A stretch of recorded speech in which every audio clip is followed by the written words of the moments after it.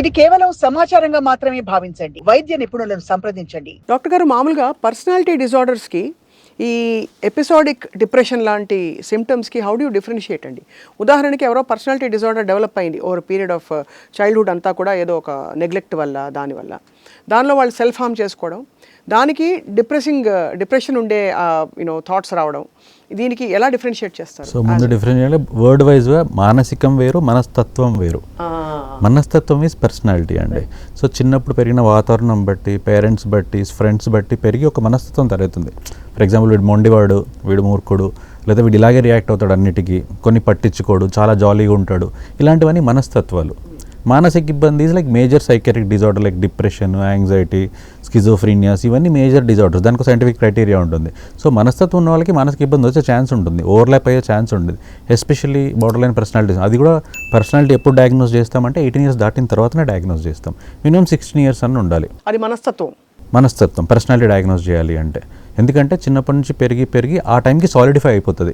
ఇంకా వాడి క్యారెక్టర్ మారదు ఆ ఏజ్కి అని డిసైడ్ అయిపోతుంది. సైంటిఫికలీ కూడా మారరు, ఇలాగే ఉంటారు అని. ఏ సిచ్యువేషన్లో ఓవర్గా బేసిక్ ఓవరాల్ రియాక్షన్ ఇలాగే ఉంటుంది. సో ఇట్లా జరిగిన ఓవరాల్ రియాక్షన్ మనస్తత్వం ఇంతే. సో వాళ్ళలో కొన్ని పర్సనాలిటీస్ ఉంటాయి, లైక్ బార్డర్లైన్ పర్సనాలిటీ ఉంటుంది. వీళ్ళల్లో మోస్ట్ కామన్గా చనిపోదాము, bouts of depressive episodes, bout of anger episodes, micro psychotic episodes, సడన్గా చికాకు రావడం, సామాన్యుగా డిఫరెంట్ రిలేషన్షిప్లో ఉండడం వల్ల రిలేషన్షిప్ ఇష్యూస్ మెయింటైన్ చేయకపోవడం, సెల్ఫ్ హార్మ్ చేసుకోవడం, కట్ చేసుకోవడము, చనిపోతాను అనిపించడం, ఇలాంటివన్నీ బార్డర్లైన్ పర్సనాలిటీలో చాలా ఎక్కువ ఉంటాయి. Cluster B, especially emotionally unstable personalities ఉంటాయి. అండ్ ఇంకా మిగతా personalities like ASPD, antisocial personality, where they will become more like criminals, ganja addicts, addictions తీసుకునే వాళ్ళు, దొంగతనాలు చేసేవాళ్ళు, రౌడీ షీటర్స్, ఇలాంటి వాళ్ళందరూ ఏఎస్పీడీలోకి వెళ్తారు. వాళ్ళు యూజువల్గా కొంచెం అడల్ట్ ఏజ్ తర్వాత వెళ్తారు. ఇనిషియల్గానే స్టార్ట్ అవుతుంది, కానీ అడల్ట్ ఏజ్ తర్వాత రికగ్నైజ్ చేసుకుంటాం వాళ్ళని.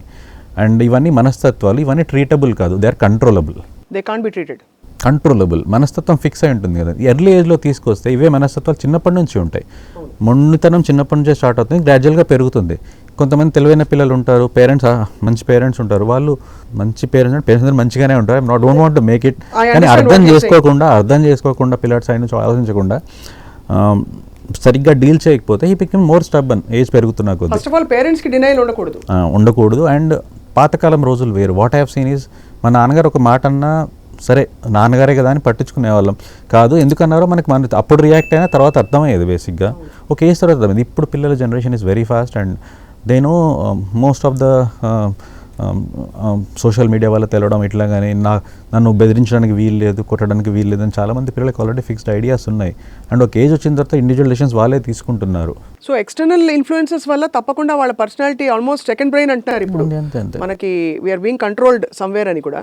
పియర్ ప్రెషర్ ఉంటుంది కాబట్టి కంట్రోల్ ఉంటుంది. ఎందుకంటే ఒక ఏజ్ తర్వాత what you have seen is, మనకు జరిగిన విషయం కూడా అంతే. పేరెంట్స్ని ఒక స్టేజ్లో తక్కువ విని ఫ్రెండ్స్ మాట ఎక్కువ వింటాం. అది ఓకే ఏజ్ తర్వాత బెటర్ అవుతుంది.